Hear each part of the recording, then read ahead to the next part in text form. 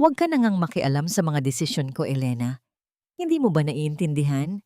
Pagod ako sa trabaho at ang huling kailangan ko ay ang isang asawang daig pa ang investigador kung magtanong.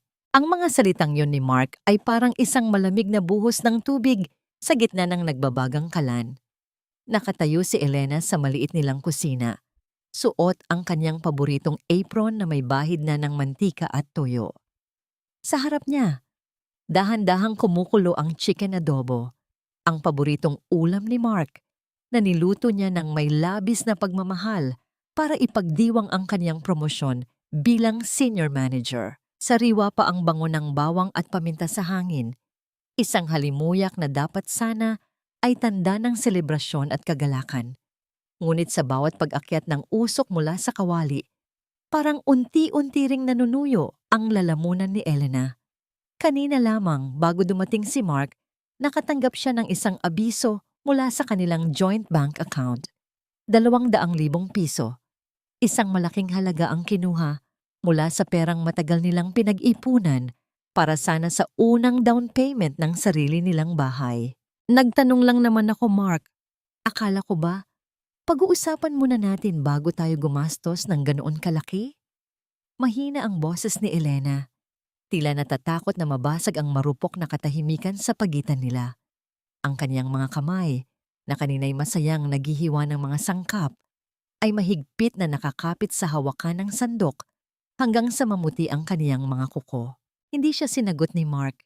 Sa halip, isang matunog na buntong hininga ang pinakawalan nito bago padabog na naupo sa hapagkainan, abala sa pagtitig sa kaniyang cellphone. Eksaktong sa sandaling iyon, bumukas ang pinto at pumasok si Rhea, ang asawa ng nakababatang kapatid ni Mark.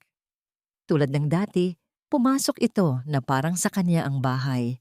Dala ang amoy ng mamahaling pabango na hindi akma sa kanyang palaging idinadaing na kahirapan. Ate Elena, Kuya Mark, nandito na ako. Masayang bati ni Rhea. Agad itong lumapit kay Elena at yumakap. Isang yakap na dati-rati ay nagpaparamdam kay Elena na mayroon siyang kapatid sa babae. Ngunit sa pagkakataong ito, may kakaibang lamig na humaplos sa balat ni Elena. "Oh, Rhea, napadala ka rito?" tanong ni Elena. Pilit na ngumingiti habang inilalapag ang mangkok ng ulam sa mesa. "Gusto ko lang sanang humingi ng tawad, ate. Alam mo namang gipit kami ngayon dahil sa mga gastusin sa school ni Jojo. Baka sakali lang. Baka pwedeng makahiram muli kahit kaunti," sabi ni Rhea habang nakayuko. Tila hiyang-hiya, isang eksenang paulit-ulit nang napanood ni Elena sa loob ng nakaraang 2 taon. Ngunit nang tumingala si Rhea para ayusin ang kaniyang buhok, tumigil ang mundo ni Elena. Doon, sa ilalim ng liwanag ng bumbilya sa kanilang kainan, may isang bagay na kuminang sa leeg ng kaniyang hipag. Isang kwintas na ginto, may pendant na brilyante na hugis luha na tila kumukutitap sa bawat galaw ni Rhea. Hindi iyon basta-bastang alahas. Iyon ang eksaktong disenyo na nakita ni Elena sa browser ng laptop ni Mark noong nakaraang linggo. Isang bagay na inakala niyang sorpresa para sa kanyang kaarawan. Ang ingay ng kutsara at tinidor na tumatama sa pinggan ni Mark ay tila naging isang nakatutulig na dagundong sa pandinig ni Elena. Ang bawat pagnguya ng kanyang asawa ay parang isang insulto sa kanyang pagkatao. Tumingin si Elena kay Mark, nagbabakasaling makakita ng kahit katiting na pagkahiya o paliwanag. Ngunit patuloy lang ito sa pagkain, hindi man lang nag-angat ng tingin. "Ang ganda ng kwintas mo, Rhea," bulong ni Elena. Ang kaniyang boses ay parang isang tuyong dahon na nadudurog sa ilalim ng paa. Bahagyang natigilan si Rhea, hinawakan ng pendant at mabilis na ngumiti. "Ah, ito ba, ate? Fake lang ito. Binili ko lang sa bangketa para naman magmukhang disente ako sa harap ng mga kliyente ko. Mura lang ito. Promise." Isang matalim na kirot ang gumuhit sa dibdib ni Elena. Alam niya ang tunay na kintab ng brilyante. Alam niya ang halaga ng 200,000 piso na nawala sa kanilang account. At higit sa lahat, alam niya ang amoy ng kasinungalingan. Hindi siya kumibo. Tumalikod siya at bumalik sa harap ng lababo, hinayaang ang agos ng tubig mula sa gripo ang lumunod sa tunog ng kaniyang mabilis na paghinga. Ang tubig na dumadaloy sa kaniyang mga kamay ay parang kasing lamig ng katotohanang unti-unting lumalamon sa kaniyang puso. Bakit sa lahat ng tao, ang asawa pa niya at ang babaeng itinuring niyang kapatid? Bakit kailangang sa gitna ng kaniyang mga sakripisyo, sila pa ang magsasabwatan para saksakin siya sa likod? Naramdaman ni Elena ang pamamanhid ng kaniyang mga binti. Tila ba anumang oras ay bibigay ang kaniyang katawan, ngunit nanatili siyang nakatayo. Pinagmasdan niya ang kaniyang refleksyon sa bintana ng kusina. Isang babaeng pagod, may mantsa ng grasa sa mukha, at may mga matang unti-unti nang nawawalan ng ningning. Ang chicken adobo na kaniyang pinaghirapan ay nanatiling nakahain sa mesa. Ngunit para kay Elena, ang lasa nito ay naging kasing pait na ng apdo. Hanggang kailan ako mananatiling bulag sa sarili kong tahanan? Hanggang kailan ko titiisin ang hapdi ng bawat patak ng traidor na luhang ito na ayaw tumigil sa pagdaloy? Ang gabing iyon ay lumipas na tila isang mahabang prosesyon ng dusa. Matapos ang hapunan, umalis si Rhea na may baon pang matatamis na salita ng pasasalamat. Bitbit ang mga tirang ulam na malugod namang ibinigay ni Elena. Isang gawi na dati ay bukal sa loob. Ngunit ngayon ay tila pagpapakain sa isang ahas na naghihintay lang ng pagkakataong manuklaw. Naiwan si Elena sa sala. Pilit na itinatago ang panginginig ng kaniyang mga daliri habang tinitiklop ang mga tuyong damit. Si Mark naman ay nakahiga sa sofa. Tutok na tutok pa rin sa kaniyang cellphone. Paminsan-minsang bumubungis-ngis sa kung anong pinapanood. Ang bawat tunog ng tawa nito ay tila isang matalas na karayom na tumutusok sa pandinig ni Elena. "Mark, tungkol doon sa pera sa bangko." Muling panimula ni Elena. Ang kaniyang boses ay halos isang bulong na lamang sa gitna ng katahimikan. Ibinaba ni Mark ang kaniyang phone nang may matinding inis.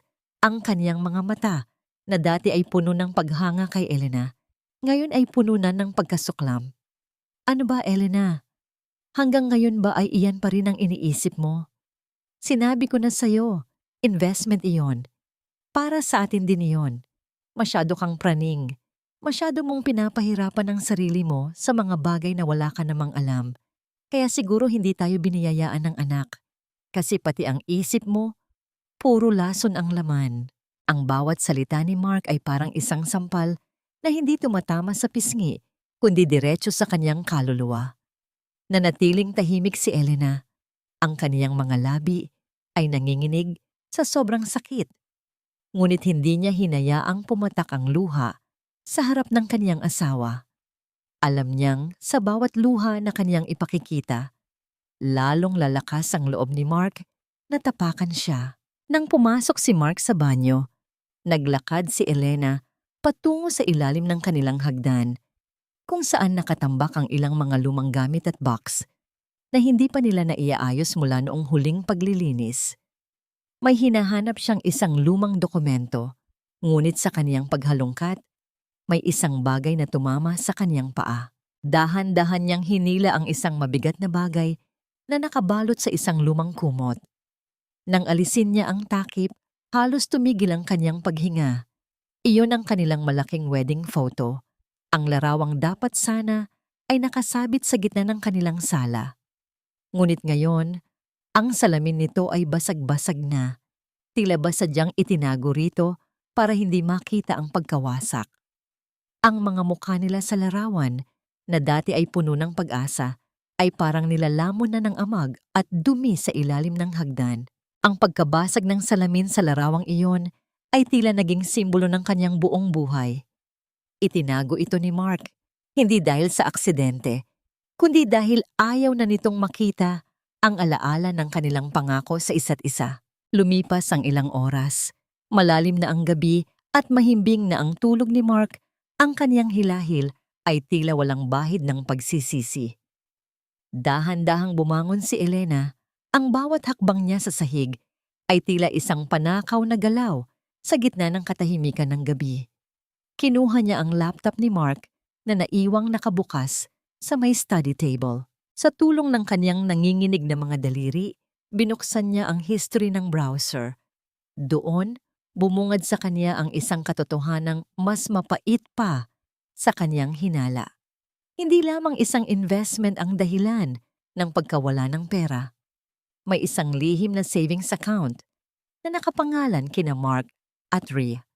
Isang joint account na buwan-buwan ay nilalagyan ni Mark ng malaking halaga habang si Elena ay nagtitiyaga sa pagtitipid sa mga gastusin sa bahay. Nakita rin niya ang mga mensahe sa email tungkol sa isang condominium unit. Isang unit na nasa ilalim ng pangalan ni Rhea, ngunit ang lahat ng bayad ay galing sa pinaghirapang pera ni Elena at Mark. Ang perang dapat sana ay para sa kanilang sariling bahay, para sa pangarap nilang magkaroon ng sariling pamilya. Parang umiikot ang paligid ni Elena.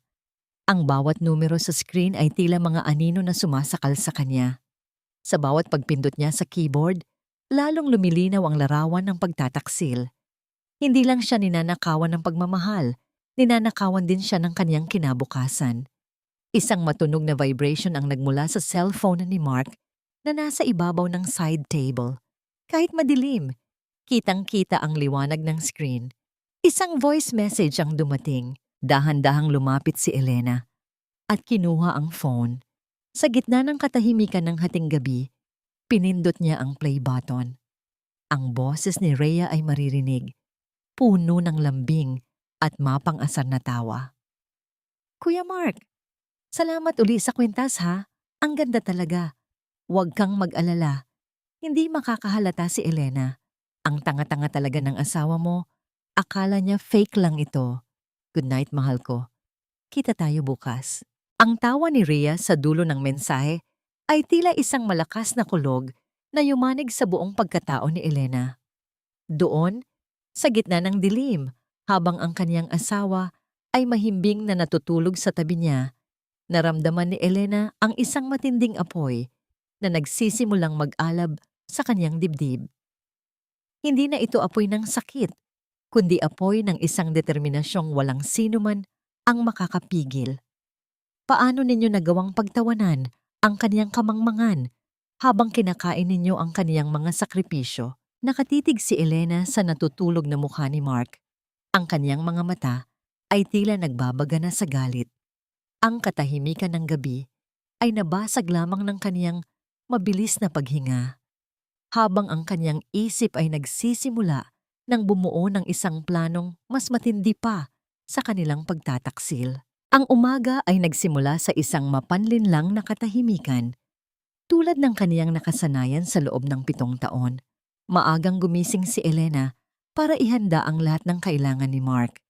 Inayos niya ang kaniyang kurbata, nilitis ang bawat lukot sa kaniyang polo at naghanda ng isang masustansyang almusal. Ngunit sa likod ng kaniyang mga banayad na galaw, may isang matinding kaba na tila humahaplos sa kaniyang dibdib. Elena, honey, huwag mong kalimutan ang vitamins mo. Kailangan mong maging malakas para sa atin. Malamig na sabi ni Mark habang inilalapag ang isang baso ng orange juice sa tapat ng kaniyang asawa. Ang kaniyang ngiti ay tila puno ng pag-aalaga. Ang uri ng ngiti na dati ay nagpapakalma sa lahat ng pangamba ni Elena. Ngunit bago pa man madampi ang baso sa kaniyang mga labi, napansin ni Elena ang isang maliit na puting latak sa ilalim ng baso, isang bagay na hindi dapat naroon. Noong nakaraang gabi, matapos niyang marinig ang mensahe ni Rhea, hindi na siya nakatulog. Naghalongkat siya sa mga drawers sa banyo at doon niya nahanap ang isang maliit na lalagyan ng gamot na nakatago sa likod ng mga shave cream ni Mark. Pills, mga birth control pills na sadyang kinuha mula sa orihinal na pakete nito. Tinitigan ni Elena ang orange juice. Ang bawat patak nito ay tila naging lason sa kaniyang paningin. Sa loob ng 3 taon, sinisisi niya ang kaniyang sarili. Umiyak siya sa harap ng altar, nagmakaawa sa tadhana na bigyan sila ng kahit isang anak. Nagpunta siya sa iba't ibang doktor, uminom ng kung ano-anong herbal, at tiniis ang bawat masakit na eksaminasyon habang si Mark ay laging nasa tabi niya. Sinasabing Darating din ang tamang panahon. Ang lahat ng iyon ay isang malaking kasinungalingan. Pinipigilan siya ni Mark na mabuntis habang hinahayaan siyang magdusa sa kawalan ng katiyakan. Nang tumalikod si Mark para kunin ang kanyang bag, dahan-dahang tumayo si Elena at lumapit sa lababo. Ibuhos niya ang juice at pinanood ang maliit na puting tableta na hindi pa lubos na natutunaw. Dahan-dahan itong naglaho sa ilalim ng agos ng tubig. Naghihiwalay ang mga bahagi nito hanggang sa tuluyang malunod sa imburnal. Parang ang mga pangarap niya na makapagsabog ng tawa ng isang sanggol sa loob ng kanilang bahay. Lahat ay natunaw at itinapon ng walang kalaban-laban. Ang hapong yon ay mas naging malupit. Dumating ang kaniyang biyenan na si Doña Carmen para sa isang biglaang pagbisita. Ang matandang babae ay naupo sa sofa na tila isang reyna na handang magbigay ng hatol. Elena, 7 taon na. 7 taon na kaming naghihintay ng apo. Hanggang kailan mo ba papatuyuin ang lahi ng mga De Vega?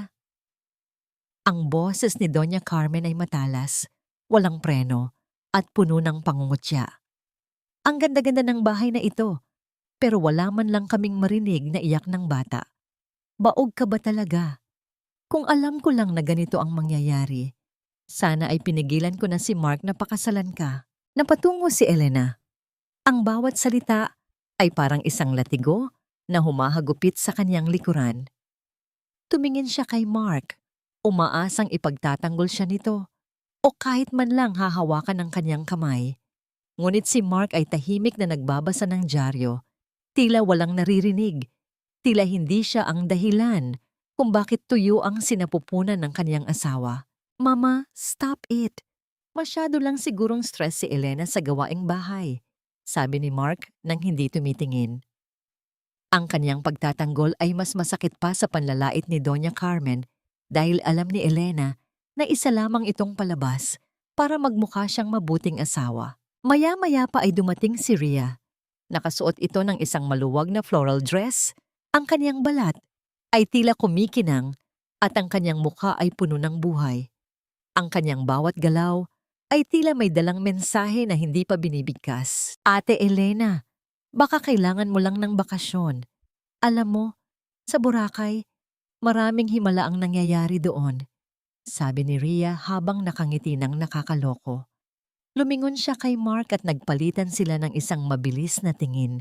Isang tingin na puno ng lihim at pagnanasa na hindi nakatakas sa mapanuring mga mata ni Elena. Nang makaalis ang mga bisita, naiwan si Elena na nag-aayos ng pinagkainan. Sa kaniyang pagliligpit, napansin niya ang bag ni Rhea na naiwan sa upuan. Isang mabilis na udyok ang nagtulak sa kanya na silipin ang loob nito. Ang kaniyang mga daliri ay humaplos sa isang piraso ng papel na nakatupi ng maayos. Dahan-dahan niyang binuklat ang papel. Ang kaniyang puso ay tila tumalon palabas ng kaniyang dibdib. Isa itong resulta ng laboratorio mula sa isang kilalang ospital. Ang pangalan sa itaas ay Rhea De Vega.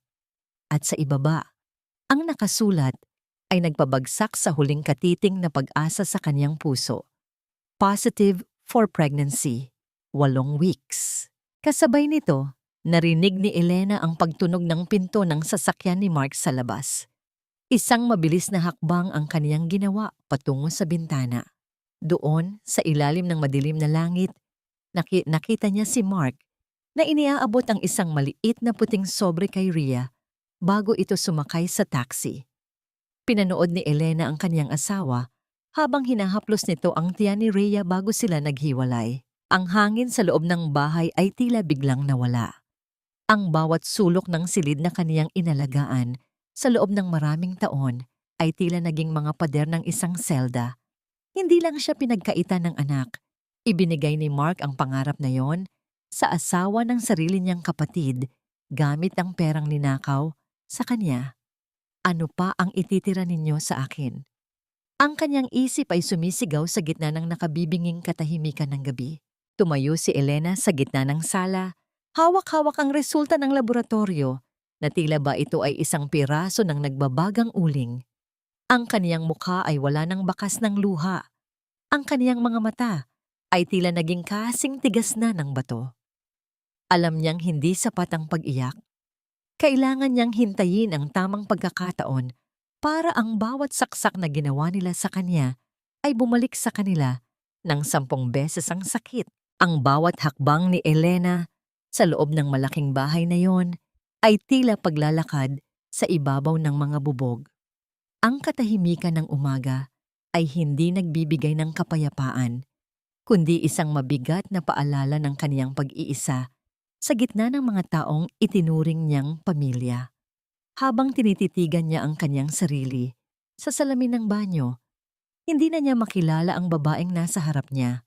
Ang kanyang mga mata ay tila 2 malalim na balon nang hinagpis na tuyo na ang luha. Sa gitna ng kanyang pag-aayos, isang mahinang katok ang narinig niya sa pinto. Hindi iyon ang marahas na katok ni Mark o ang mapang-asar na katok ni Rhea. Ito ay marahan, tila may dalang pag-aalangan. Nang buksan niya ang pinto, tumambad sa kanya si Lola Amparo, ang lola ni Mark, na bihirang lumabas ng kanyang silid dahil sa kanyang panghihina. Elena, apo, mahinang tawag ng matanda. Ang kanyang tinig ay kasing hina ng pagaspas ng pakpak ng gamo-gamo. Hinawakan niya ang kamay ni Elena at doon naramdaman ng biktima ang init ng tunay na malasakit. Ang mga mata ni Lola Amparo ay malabo na, ngunit tila nakikita nito ang lahat ng dumi na pilit itinatago ng kaniyang apo na si Mark. Huwag kang bumigay, Elena. Alam ko ang bigat ng iyong dinadala.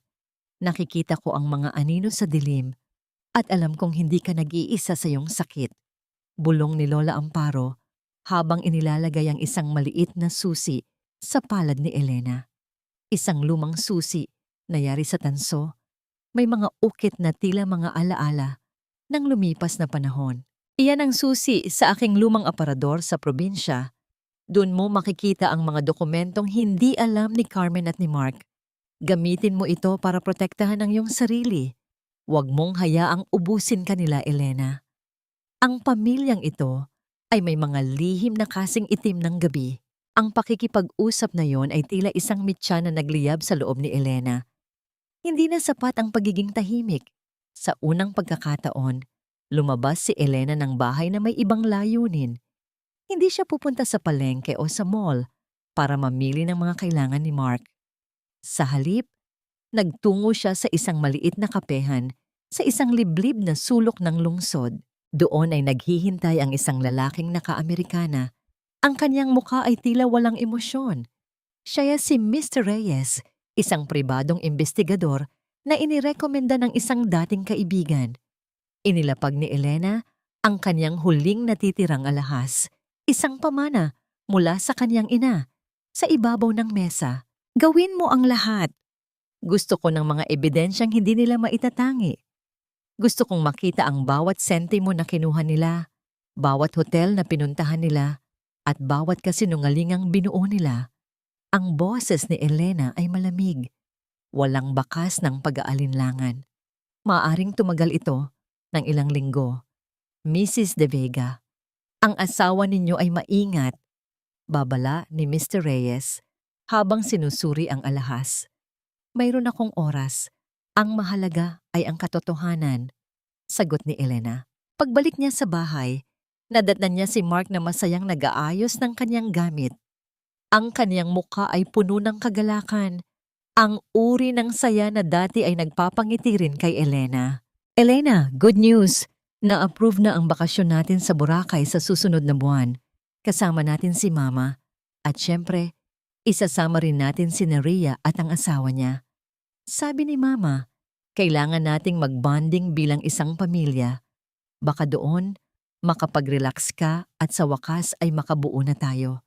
Sabi ni Mark sabay yakap ng mahigpit kay Elena. Ang yakap na yon ay tila pagyakap sa isang bangkay. Nararamdaman ni Elena ang tibok ng puso ni Mark. Ang pusong tumitibok para sa ibang babae habang nagsisinungaling sa kanya. Gusto niyang sumigaw.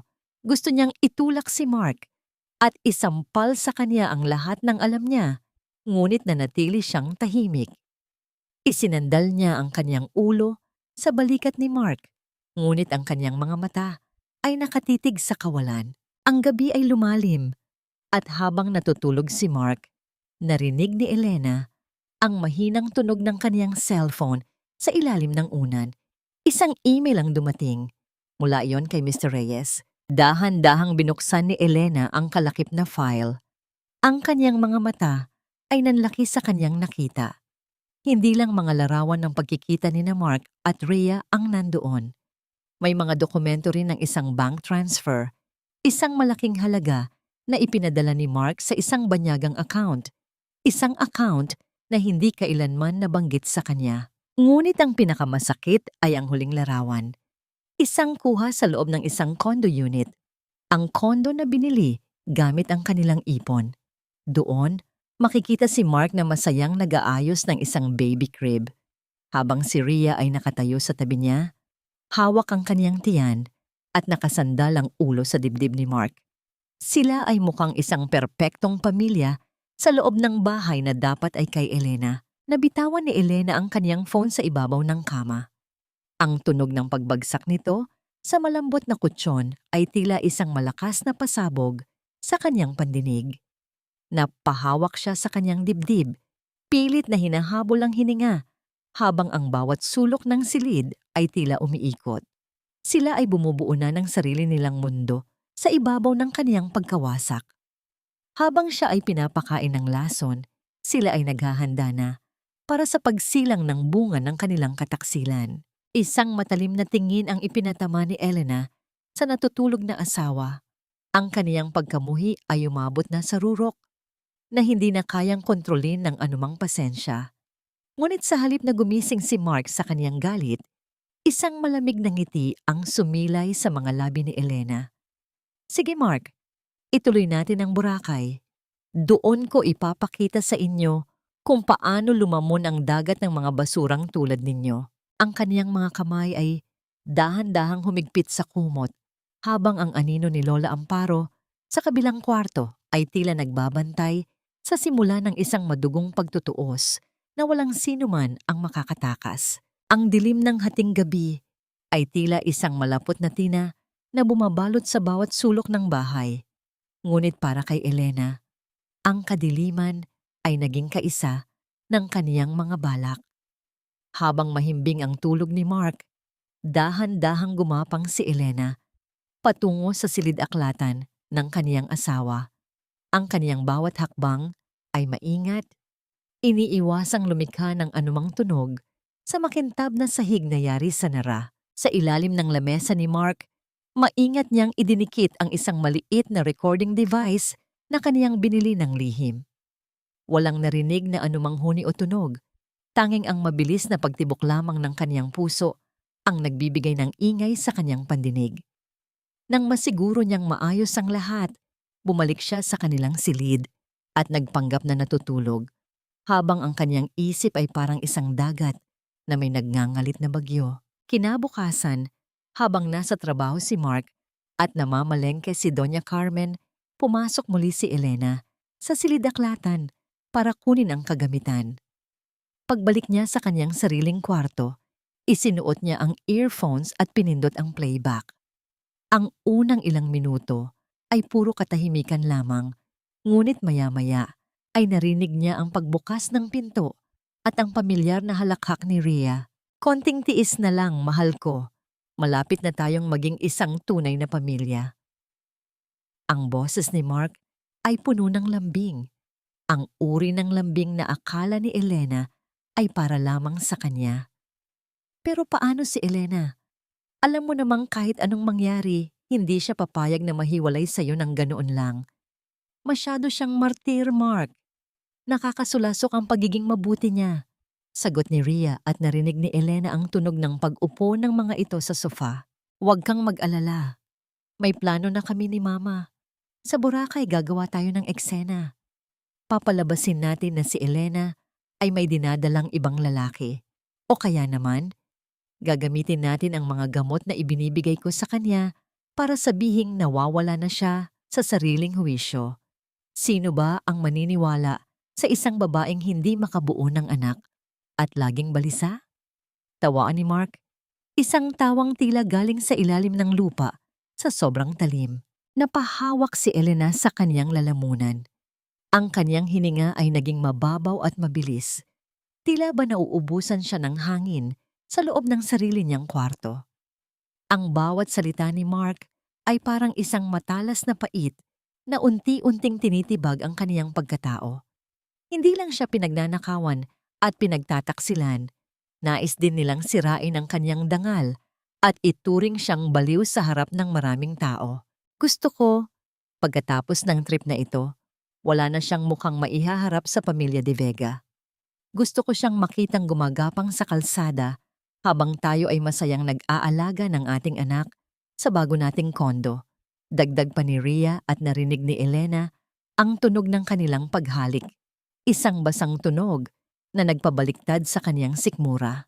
Dahan-dahang tinanggal ni Elena ang earphones. Ang katahimikan sa loob ng kwarto ay naging mas nakabibingi kaysa sa narinig niyang pagtataksil. Tumingin siya sa kanilang wedding photo na nasa ibabaw ng drawer. Hinaplos niya ang salamin nito, partikular na ang mukha ni Mark na nooy mukhang isang anghel na handang magligtas sa kanya sa lahat ng panganib. Isang matalim na kislap ng galit ang sumilay sa mga mata ni Elena. Ang kanyang mga daliri ay dahan-dahang humigpit sa kanyang wedding ring hanggang sa bumaon ang metal sa kanyang balat at mag-iwan ng isang mapulang marka. Hindi sapat ang basta lamang umalis, hindi sapat ang basta lamang maghain ng divorce. Kung nais nilang maglaro ng apoy, sa gitna ng paraiso, ibibigay niya sa kanila ang isang sunog na hinding-hindi nila makakalimutan.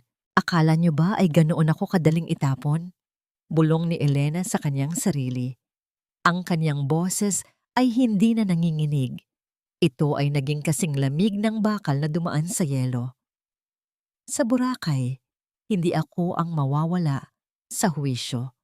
Kayo ang magmamakaawa na sana ay hindi niyo na lang ako nakilala.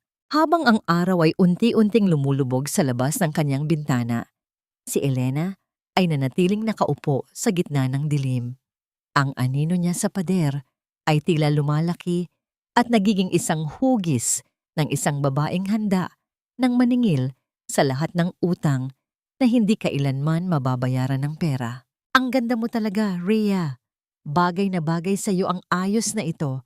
Tila ba may kakaibang liwanag ang iyong mukha ngayon. Ang mga salitang iyon ay lumabas mula sa mga labi ni Elena habang maingat niyang sinusuklay ang mahabang buhok ni Rhea.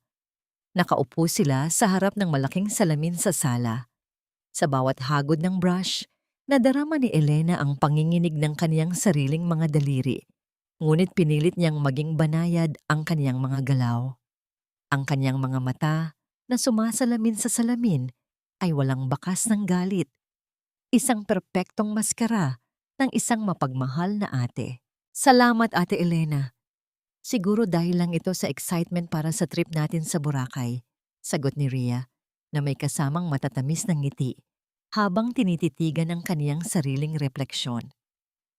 Hindi napansin ng babae ang sandaling paghigpit ng hawak ni Elena sa suklay nang mabanggit ang Boracay. Pumasok si Mark sa sala, bit-bit ang kaniyang briefcase at isang malapad na ngiti.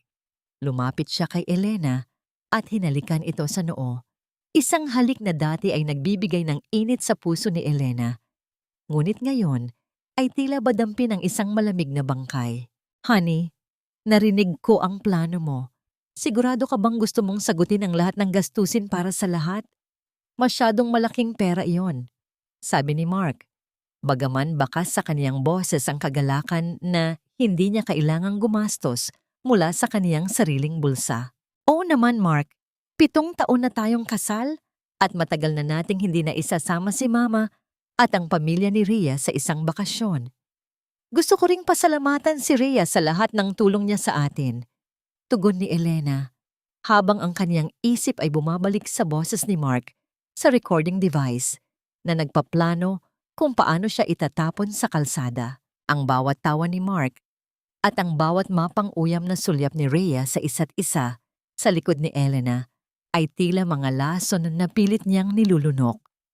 Habang iniaayos niya ang kwelyo ng polo ni Mark, nadarama niya ang mabilis na tibok ng kaniyang sariling puso.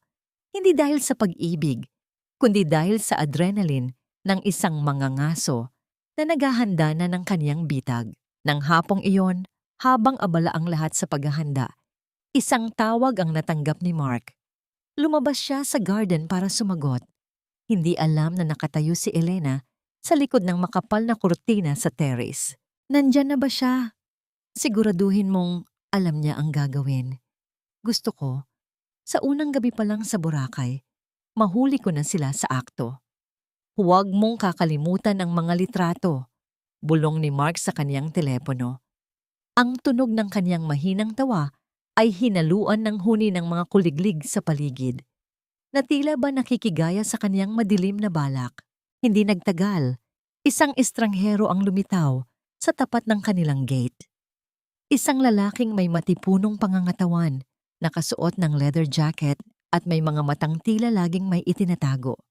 Ipinakilala siya ni Mark bilang si Jojo, isang dating kasamahan sa trabaho na nagkataong nasa Boracay din sa mga petsang iyon at sasabay sa kanilang flight. Ngunit sa mga mata ni Elena, nakita niya ang tunay na kulay ng lalaking ito. Ito ang kuta na gagamitin ni Mark para sirain ang kanyang dangal. Ito ang lalaking babayaran ni Mark para magpanggap na kanyang kalaguyo. Nang magtagpo ang mga mata ni Elena at ni Jojo, isang malamig na kilabot ang dumaan sa kanyang likuran. Ngunit sa halip na umiwas, nanatiling nakatitig si Elena. Isang mapait na ngiti ang sumilay sa kanyang mga labi habang iniisip ang kanyang sariling lihim na pakikipag-usap kay Mr. Reyes. "Welcome to the family, Jojo," sabi ni Elena sa isang boses na kasing tamis ng asukal ngunit kasing talim ng labaha. Sa gabing iyon, habang nakahiga si Elena sa tabi ni Mark, pinakinggan niya ang malalim na paghinga ng kanyang asawa. Ang bawat segundo na lumilipas ay tila isang dambuhala na unti-unting lumalamon sa kanyang takot. Ang maskara ay nakasuot na, ang moinhu ay nakalatag na, at ang paraisong ipinangako ni Mark ay nakahanda nang maging isang impyerno na sila mismo ang nagdisenyo. Hanggang kailan mo kayang panindigan ang iyong mga kasinungalingan, Mark? Dahil sa Boracay, ang alon na inaasahan mong maglulunod sa akin ang siyang hihila sa inyo pailalim. Siguraduhin mong hindi siya makakatanggi, Jojo. Gusto ko, ang bawat kuha ay malinaw. Iyong kitang-kita ang mukha niya habang nakasandal sa balikat mo. Gusto ko ang bawat anggulo ay magmumukhang sadyang naghahanap siya ng init mula sa ibang lalaki. Ang boses ni Mark ay kasing lamig ng yelo. Walang bakas ng pag-aalinlangan habang nagbibigay ng huling instruksyon sa kanyang tauhan sa loob ng madilim na library. Sa kabilang dako ng pader, sa loob ng kanilang kwarto, maingat na tinitiklop ni Elena ang mga bagong biling polo ni Mark para sa kanilang bakasyon. Bawat himulmol ay kaniyang inaalis. Bawat tupi ay kaniyang pinaplansan ng maigi. Tila ba isang mapagmahal na asawang walang ibang iniisip kundi ang kaginhawaan ng kaniyang asawa. Ngunit sa bawat hagod ng kaniyang kamay sa tela, nararamdaman ni Elena ang isang matinding panginginig na nagsisimula sa kaniyang mga kuko hanggang sa kaniyang dibdib. Ang kaniyang hininga ay naging mabigat. Tila may isang malaking bato na nakadagan sa kaniyang sikmura. Ang bawat salita ni Mark na kaniyang naririnig sa pamamagitan ng recorder ay parang mga patak ng asido na unti-unting bumubutas sa kanyang puso. Hindi niya kailanman inakala na ang lalaking pinangakuan niya ng habambuhay ay siya ring nagluluto ng kaniyang kamatayan sa harap ng publiko. Ang bawat tibok ng kaniyang puso ay naging isang tila babala ng paparating na bagyo. Nang lumabas si Mark para makipagkita sa kanyang mga kaibigan, naiwan si Jojo sa garden, naninigarilyo at tila naghihintay ng susunod na utos. Dahan-dahang lumabas si Elena. Bit-bit ang isang tray ng malamig na juice at ilang pirasong tinapay. Ang kanyang mukha ay kalmado, tila isang lawa na walang kahit anong alon sa ibabaw. "Mukhang malalim ang iniisip mo, Jojo," malambing na wika ni Elena habang inilalapag ang tray sa kabilang upuan. Nagulat ang lalaki at mabilis na itinapon ang kaniyang sigarilyo. Wala ito, Ma'am Elena. Nagpapahinga lang po bago ang biyahe. Tinitigan ni Elena ang lalaki sa mga mata. Isang titig na tila ba binabasa ang bawat lihim na itinatago nito. Alam mo, Jojo, hindi lang naman pera ang mahalaga sa mundo. Mahalaga rin ang kalayaan. Lalo na ang kalayaan mula sa kulungan. Napatigil si Jojo. Ang kaniyang mukha ay biglang namutla. Ano pong ibig ninyong sabihin? Dahan-dahang inilabas ni Elena ang isang folder mula sa kaniyang likuran. Doon ay nakapaloob ang tunay na record ni Jojo, ang mga kaso ng pagnanakaw at panloloko na pilit niyang itinago, at ang impormasyon tungkol sa kaniyang pamilya sa probinsya na nangangailangan ng tulong medikal. Alam ni Mark ang tungkol sa mga ito, kaya kanya hawak sa leeg, hindi ba? Pinapagawa niya sa iyo ang isang bagay na sisira sa buhay ko kapalit ng pananahimik niya. Sabi ni Elena sa isang boses na walang halong galit, kundi puno ng awit ng katotohanan. Ma'am, patawad po.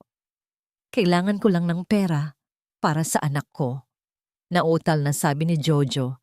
Ang kanyang mga mata ay nagsisimulang mangilid ang luha. Hinawakan ni Elena ang kamay ng lalaki. Hindi kita isusumbong, Jojo. Sa katunayan, bibigyan kita ng mas malaking halaga kaysa sa ipinangako ni Mark. Pero kailangan mong gawin ang eksaktong kabaligtaran ng gusto niya.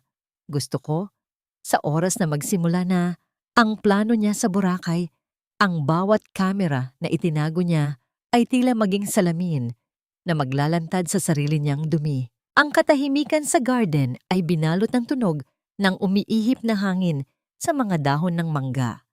Si Jojo ay nanatiling nakatungo. Tila timbang na timbang ang bawat opsyon sa kanyang harap. Nang gabing iyon, habang ang buwan ay nakasilip sa bintana, nakatanggap si Mark ng isang mensahe sa kanyang cellphone. Ang liwanag ng screen ay tumama sa kanyang nakangising mukha habang binabasa ang mga salita ni Jojo. Ma'am Elena is already biting the bait. She asked me to meet her at the beach bar later tonight for a private talk. The plan is perfectly on track. Napatawa si Mark ng mahina. Isang tawa na puno ng tagumpay at kasakiman. Hindi niya alam na sa kabilang kwarto, si Elena ay nakatitig sa parehong mensahe sa kanyang sariling phone, habang ang kanyang mga daliri ay mahigpit na nakakapit sa isang maliit na krus na ginto. Handa na ang lahat. Ang bitag ay nakalatag na, ngunit hindi ang biktima ang mahuhulog dito. Paano kaya ang magiging reaksyon ni Mark kapag ang kaniyang pinakamalaking tagumpay ay naging kaniyang pinakamalaking kahihiyan sa harap ng buong pamilya? Ang huling bituin sa langit ay tila naglaho sa likod ng makapal na ulap, habang ang tunog ng papalapit na dagat sa kanilang isipan ay tila isang babala ng isang malaking paglamon.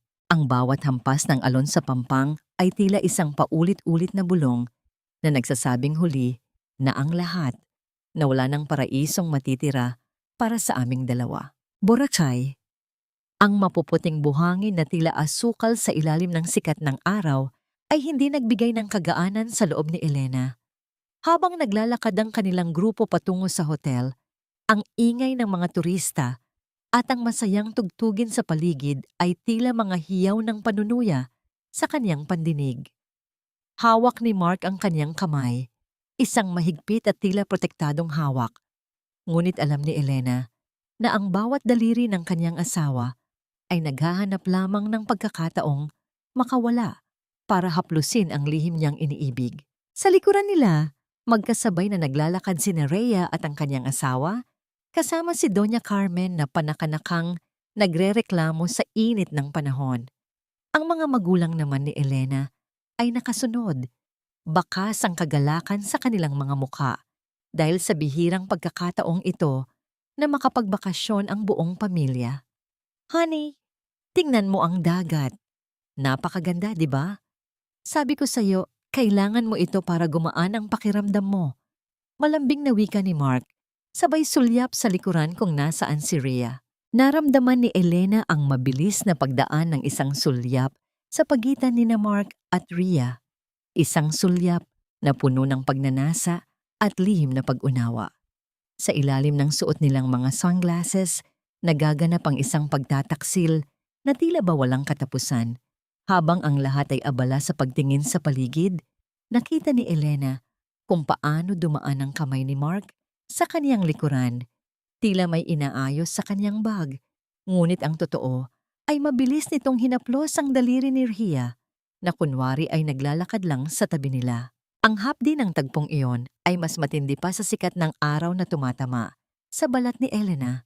Isang mapait na ngiti ang kaniyang pinilit na ipakita sa kaniyang mga magulang nang lumingon ang mga ito sa kanya.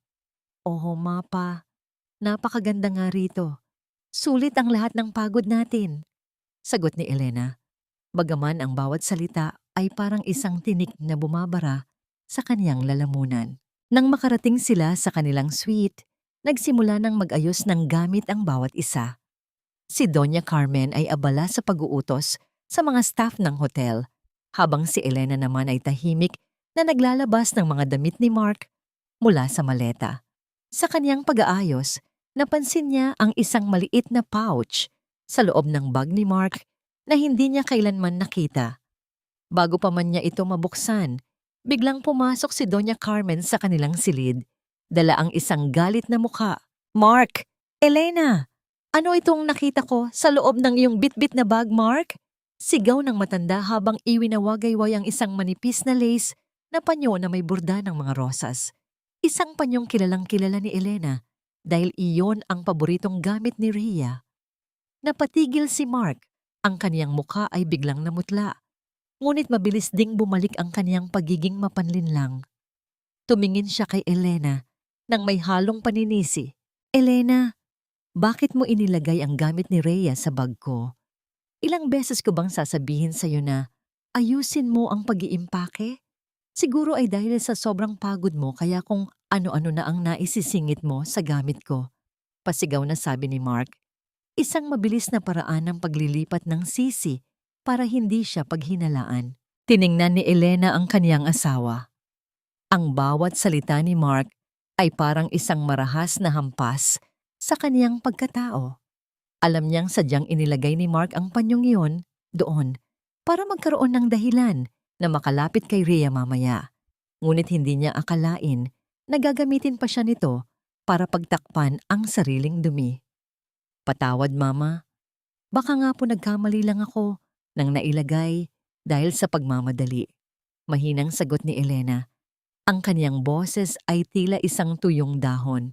Nang makaalis si Doña Carmen na may kasamang bulong ng pagkainis, naiwan ang mag-asawa sa loob ng silid. Lumapit si Mark kay Elena at hinawakan ang kaniyang balikat. Tila naglalambing ngunit ang kaniyang mga mata ay nananatiling malamig. "Huwag ka nang sumagot kay Mama, Elena. Alam mo namang mainitin ang ulo niyon. Magpahinga ka na lang muna. Lalabas lang ako saglit para tingnan kung maayos ang kwarto ni Rhea," sabi ni Mark bago mabilis na lumabas ng pinto. Naiwan si Elena na nakatayo sa gitna ng silid, hawak ang isang t-shirt ni Mark na tila ba ito ang huling alaala ng isang taong matagal nang namatay. Naglakad siya patungo sa terrace at pinagmasdan ang malawak na karagatan. Ang langit ay unti-unti nang nagkukulay kahel at lila, isang hudyat ng pagtatapos ng araw. Pinagmasdan niya ang mga alon na humahampas sa mga bato sa malayo. Isang malalim na buntong hininga ang kaniyang pinakawalan. Ang lahat ng kaniyang mga sakripisyo, ang lahat ng kaniyang pagtitiis sa loob ng 7 taon, lahat ay tila inanod na ng tubig. Dahan-dahan niyang kinuha ang kaniyang cellphone at tiningnan ang huling mensahe mula kay Jojo. "Nasa kabilang bar sila ngayon, ma'am. Magkasama." Isang matalim na sakit ang gumuhit sa kaniyang dibdib, ngunit hindi siya umiyak.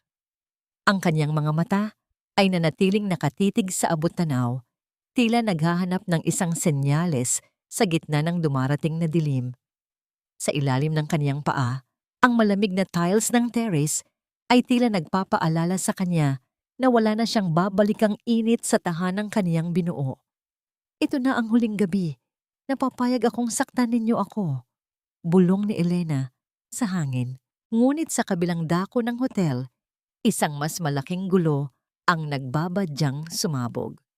Isang estranghero ang lumapit kay Doña Carmen sa lobby. May bitbit na isang envelope na tila may lamang mga larawang hindi dapat makita ng isang ina tungkol sa kanyang anak. Sino ang taong ito at anong lihim ang kanyang dala na maaring bumago sa takbo ng gabing ito? Ubusin mo yan, Elena, para naman lumakas ka at hindi laging mukhang may pasan ng mundo sa bawat kilos mo. Ang boses ni Mark ay tila kasing tamis ng pulot, ngunit para kay Elena, bawat salitang lumalabas sa bibig ng kanyang asawa ay may lasa ng kalawang. Nakaupo sila sa isang marangyang beachside restaurant kung saan ang liwanag ng mga sulo ay sumasayaw sa ihip ng hangin. Inilapag ni Mark ang isang baso ng wine sa harap niya. Sa ilalim ng madilim na ilaw, napansin ni Elena ang maliliit at mapuputing butil na hindi pa lubos na natutunaw sa ilalim ng pulang likido. Ito na yon, ang sandaling pinakahihintay ni Mark upang tuluyan siyang ilubog sa kahihiyan. Salamat, honey. Napaka-thoughtful mo naman yata ngayong gabi, tugon ni Elena. Ang kanyang boses ay kalmado, isang maskara ng katapatan na 7 taon niyang pinagkakadalubhasaan. Sa kabilang dako ng mesa, si Rhea ay abala sa pag-aayos ng kanyang suot na dress. Panakanakang sumusulyap kay Mark na may kasamang malanding ngiti. Si Doña Carmen naman ay masayang nakikipag-usap sa mga magulang ni Elena. Tila walang kamalay-malay na ang hapagkainang ito ay nakatakdang maging dambana ng isang malaking kataksilan. Isang pagkakataon ang dumating nang biglang matabig ni Rhea ang kaniyang sariling tinidor, na lumikha ng isang matunog na pagbagsak sa sahig. Sa sandaling yumuko ang lahat para tingnan ito, mabilis na kumilos ang mga kamay ni Elena. Sa isang iglap, ang basong may lason ay napunta sa harap ni Mark, at ang baso ni Mark ay napunta sa kanya. Nang umayos ang lahat, itinaas ni Mark ang kaniyang baso, ang kaniyang mga mata ay kumikinang sa kagalakan ng isang mananalong akala niya ay tapos na ang laban. Cheers! Para sa ating pamilya at para sa mga bagong simula. Uminom si Mark. Malalim. Ubos. Hindi nagtagal. Napansin ni Elena ang unti-unting pagbigat ng mga talukap ng mata ni Mark. Ang kaniyang asawa ay nagsimulang magsalita ng pautal-utal hanggang sa nagpaalam itong maunang bumalik sa kwarto dahil masama raw ang pakiramdam. Hinayaan siya ni Elena habang si Rhea naman ay nagkunwaring magpapatuloy sa pagkain, ngunit bakas ang pagkabahala sa kaniyang mukha. Paglipas ng 1 oras, nang masiguro ni Elena na mahimbing na ang tulog ng kaniyang asawa sa loob ng kanilang suite, dahan-dahan siyang lumapit sa side table. Kinuha niya ang cellphone ni Mark at ginamit ang daliri nito para buksan ang lock. Habang ang kaniyang asawa ay naghihilik, mabilis na sinaliksik ni Elena ang mga file. Ngunit hindi lang ang mga usapan ni na Mark at Rhea ang kaniyang nakita. May isang folder na nakatago sa ilalim ng pangalang medical. Doon, nakita ni Elena ang kopya ng orihinal na DNA test ni Rhea. Ang test na hindi kailanman ipinakita kay Mark. Ang kanyang mga kamay ay nanginginig. Habang binabasa ang mga resulta, ang bawat letra ay tila sumasayaw sa harap ng kaniyang mga mata. Ang bata sa sinapupunan ni Rhea ay hindi kay Mark. Ayon sa dokumento, ang biological father ay isang lalaking nagngangalang Vince.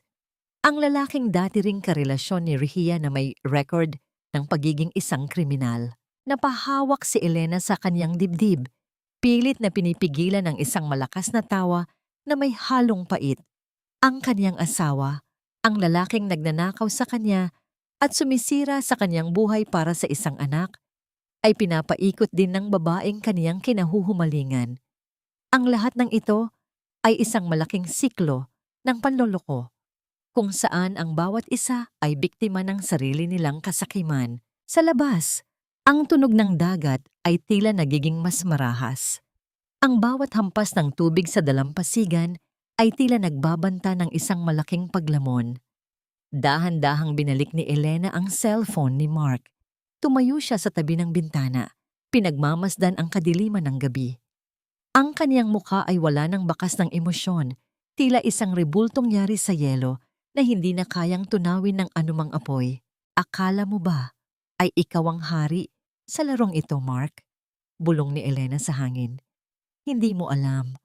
Pati ang pangarap na ipinagpalit mo sa akin ay isa ring malaking kasinungalingan.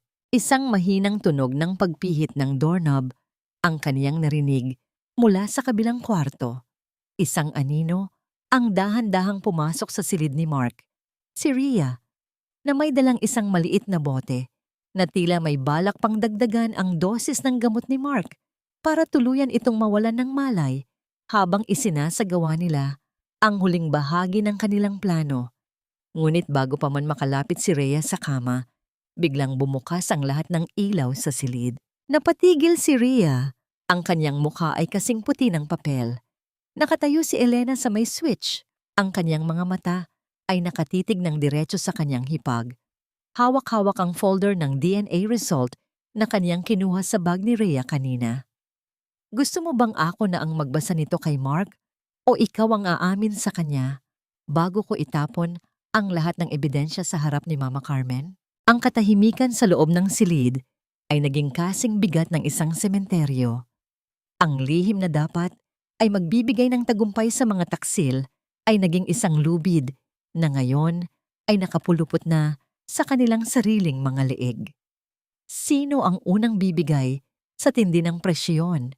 At ano ang gagawin ni Mark kapag nalaman niyang ang kaniyang pinakamalaking sakripisyo ay para sa isang batang hindi kailanman magiging kaniya? Ngayong gabi, hindi lamang ang mga bituin sa langit ang magsisilbing saksi sa isang pagtatapos, kundi ang bawat matang naririto sa tabing dagat ng Boracay.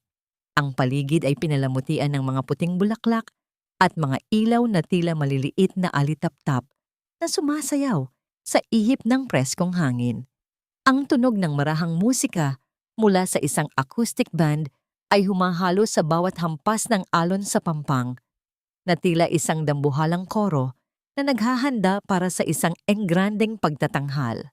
Nakatayo si Elena sa gitna ng karamihan, suot ang isang mahabang puting bestida na tila ba siya ay isang anghel na naglalakad sa ibabaw ng lupa. Ang kanyang mukha ay kalmado, walang bakas ng pag-aalinlangan, habang pinagmamasdan niya sina Mark at Rhea na masayang nakikipag-usap sa mga bisita. Si Doña Carmen naman ay nakaupo sa kanyang trono, puno ng alahas at kayabangan, tila ipinagmamalaki ang kanyang pamilya sa harap ng mga kaibigan at kamag-anak. Ladies and gentlemen, kung maaari po ay makuha ko ang inyong atensyon ng sandali. Ang boses ni Elena ay umalingaw-ngaw sa buong paligid, malinaw at matatag sa pamamagitan ng mikropono. Tumigil ang tawanan, huminto ang tugtugan. Ang lahat ng mata ay nakatuon na ngayon sa babaeng 7 taon nilang nakitang laging nasa anino lamang ng kaniyang asawa. Ngayong gabi, nais kong magbigay ng isang espesyal na regalo para sa aking asawa, si Mark, at sa ating buong pamilya. Isang paglalakbay sa ating mga alaala, sa mga sakripisyo, at sa tunay na kahulugan ng katapatan. Patuloy ni Elena, habang ang kaniyang mga mata ay dumapo kay Mark, na ngayon ay nakangiti pa rin, hindi alam ang bangungot na paparating. Dahan-dahang namatay ang mga ilaw sa paligid, maliban sa malaking projector screen sa likod ng entablado. Ang unang lumabas ay ang kanilang mga larawan sa kasal. Masasaya, puno ng pangako. Narinig ang mahinang bulong ng paghanga mula sa mga bisita. Ngunit sa isang iglap, nagbago ang musika. Ang malamyos na himig ay napalitan ng isang malamig at mabigat na tunog. Ang sumunod na lumabas sa screen ay hindi na mga larawan ng pag-ibig. Ito ay mga screenshot ng bank transactions, mga petsa at halaga na kinuha ni Mark mula sa account ni Elena. Sumunod ang mga kopya ng titulo ng kondo na nakapangalan kay Rhea. At pagkatapos, ang pinakanakakabinging bahagi, ang recording ng kanilang pag-uusap sa library. Sino ba ang maniniwala sa isang babaeng hindi makabuo ng anak at laging balisa? Sa Boracay, gagawa tayo ng eksena. Papalabasin natin na si Elena ay may dinadalang ibang lalaki.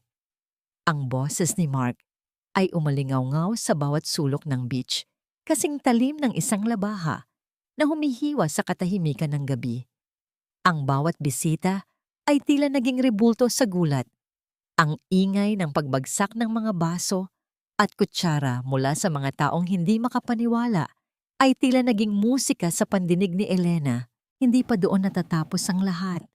Ang huling bahagi ng video ay ang kuha ng kamera sa loob ng kondo, kung saan makikita si Mark at Rhea na naglalambingan habang pinagtatawanan ang katangahan ni Elena. Ang liwanag ng screen ay tumama sa mukha ni Mark na ngayon ay kasing puti na ng bangkay. Ang kanyang mga labi ay nanginginig, walang salitang lumalabas, habang ang pawis ay mabilis na dumadaloy sa kanyang noo.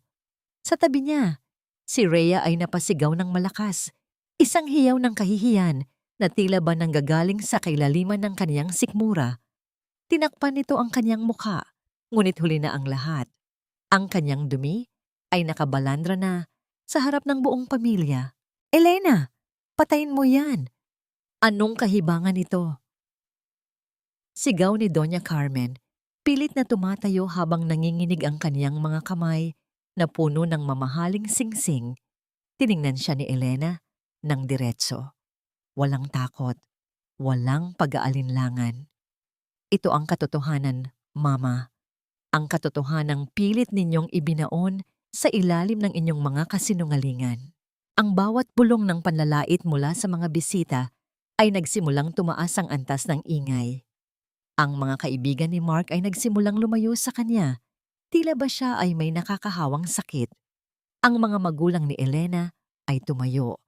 Ang kanyang ama ay tila sasabog na sa galit habang tinititigan ang kaniyang manugang. Sa gitna ng kaguluhan, nakita ni Elena ang kislap ng mga luhang hindi na mapigilan ni Rhea. Ngunit para kay Elena, ang mga luhang yon ay wala ng halaga. Ang kaniyang puso na 7 taong kinulong sa isang hawla ng dusa ay tila ba biglang nakahinga ng maluwag. Ngunit ang tagumpay ay panandalian lamang. Isang matinding tunog ng pagbagsak ng upuan ang narinig ng lahat. Napahawak si Doña Carmen sa kanyang dibdib. Ang kanyang mga mata ay nanlaki habang ang kanyang mukha ay biglang nagkulay ube. Ang kanyang paghinga ay naging isang gurgling na tunog. Tila may bumabara sa kanyang lalamunan. Mama! Sigaw ni Mark. Pilit na lumalapit sa kanyang ina. Ngunit bago pa man niya ito mahawakan, tuluyan nang bumigay ang mga tuhod ng matanda. Ang katahimikan ay nabasag ng sabay-sabay na hiyaw ng mga tao. Ang paradisong binuo ng kasinungalingan ay tuluyan ng gumuho at sa gitna ng mga guho, isang panibagong trahedya ang nagsisimulang mamuo. Nakatayo lang si Elena, pinagmamasdan ng kanyang biyenan na nakahandusay sa buhanginan. Ang kaniyang isip ay lumipad sa mga salita ni Lola Amparo tungkol sa karma. Ang bawat hampas ng alon sa pampang ay tila sumasabay sa mabilis na pintig ng kaniyang puso habang tinatanong niya ang sarili. Ito na ba ang katapusan o simula pa lamang ng isang mas malaking pagbabayad? Ang kaguluhan sa dalampasigan ay tila isang malakas na buhawi na biglang nanira sa gitna ng isang payapang gabi. Ang matining na tunog ng mga sirena ng ambulansya ay nagsimulang mamayani. Nilulunod ang mahinang iyak ni Rhea at ang mga sumisigaw na utos ng mga hotel staff. Ang bawat hakbang ng mga taong nagtatakbuhan sa buhangin ay lumilikha ng isang tila mabilis na ritmo ng kaba at takot. Si Mark ay tila isang sirang plaka na paulit-ulit na sumisigaw. Pilit na sinusugod ang projector na tila ba kung masisira niya iyon ay mabubura rin ang kahihiyang nakatatak na sa isip ng lahat. Ngunit bago pa man niya mahawakan ang kagamitan, hinarang siya ni Mr. Reyes at ng 2 pang lalaking kinuha ni Elena para sa seguridad. Ang tunog ng pagkakaladkad ng mga paa sa buhangin at ang mabigat na paghinga ni Mark ay nagpatunay ng kaniyang kawalan ng kapangyarihan. Elena, hayop ka! Sisirain kita! Papatayin kita! Ang boses ni Mark ay pumapaos na sa galit. Ang kaniyang mga mata ay tila lalabas na sa kinalalagyan habang pilit na kumakawala sa pagkakahawak ng mga lalaki. Sa gitna ng lahat, nakatayo si Elena sa tabi ng kanyang ama. Si Mang Nestor, ang kanyang ama, na isang tahimik at kagalang-galang na tao, ay lumapit kay Mark. Sa isang mabilis at mabigat na galaw, dumapo ang palad ng kanyang ama sa pisngi ni Mark. Ang tunog ng malakas na sampal ay tila umalingaw-ngaw sa buong beach, sapat na para patahimikin ang nagwawala niyang asawa. Huwag mong ituring na hayop ang anak ko, Mark. Dahil sa lahat ng narito, ikaw ang mas masahol pa sa hayop. Ipinagkatiwala ko sa iyo ang buhay ng anak ko, pero basura lang pala ang ibabalik mo. Ang boses ni Mang Nestor ay mababang ngunit puno ng awtoridad na nagpatahimik sa paligid. Dinala na ng mga medical responders si Doña Carmen. Pinanood ni Elena ang kaniyang asawa na tila nalilito kung sasama ba sa ambulansya o mananatili para linisin ang kaniyang pangalan. Ang pag-aalinlangan sa mga mata ni Mark ay nagpapakita lamang kung gaano siya kaimbi. Mas mahalaga pa rin sa kanya ang kaniyang reputasyon kaysa sa buhay ng sariling ina. Samantala, si Rhea ay nakasalampak sa buhanginan. Ang kaniyang marangyang damit ay puno na ng dumi. Ang mga kaibigan at ibang kamag-anak na dati ay pumupuri sa kanya ay isa-isang lumalayo. May dalang mga bulong ng pandidiri. Isang matandang pinsan ng pamilya De Vega ang lumapit at dinuraan ng buhangin sa harap ni Rhea. Ang katikati mo, Rhea. Pati ang kapatid ng asawa mo, hindi mo pinatawad. Wala kang utang na loob kay Elena, sabi ng matanda bago tumalikod. Dahil sa matinding presyon at takot na tuluyan siyang iwan ni Mark sa gitna ng gulo, biglang tumayo si Rhea. Ang kanyang mukha ay tila naging isang maskara ng desperasyon. Huwag niyo lang ako ang sisihin. Si Mark ang nagsabi sa akin na kailangan nating kumuha ng pera sa account ni Elena. Siya ang nag-utos sa akin na mang-akit ng mga kliyente at gumamit ng lagay para makuha niya ang kaniyang promosyon. Hindi lang ako ang masama rito. Si Mark ang utak ng lahat ng pagnanakaw sa kumpanya nila. Sigaw ni Rhea. Ang kaniyang boses ay matinis at puno ng pait. Napatigil ang lahat. Ang bawat salita ni Rhea ay tila mga huling pako sa krus na pinapasan ni Mark. Ang pagtataksil ng dalawang taksil sa isa't isa ay naging isang panooring mas nakakasulasok kaysa sa kanilang pakikiapid. Tahimik na kinuha ni Elena ang kaniyang baso ng wine na nasa ibabaw ng mesa. Ininom niya ang huling patak nito habang pinagmamasdan ang bawat detalye ng kaniyang paligid. Ang hangin ng Boracay ay tila naging mas presko na ngayon. Tila ba dinala na ng dagat ang masangsang na amoy ng kasinungalingan. Napansin ni Elena ang isang maliit na mantsa ng pulang wine sa kaniyang puting bestida. Isang maliit na tuldok na parang dugo. Ngunit alam niyang ito ay tanda lamang ng laban na kaniyang tinapos. Kinuha niya ang kaniyang panyo at marahang pinunasan ng mantsa habang ang kaniyang mga mata ay nanatiling nakatitig sa abot tanaw kung saan ang buwan ay tila nakangiti sa kanya. Tapos na ang pagpapanggap, Mark, bulong ni Elena sa hangin. Ngayon, tikman mo ang bunga ng iyong itinanim. Ngunit sa gitna ng tagumpay ni Elena, isang lalaking nakauniforme ng hotel ang lumapit sa kanya.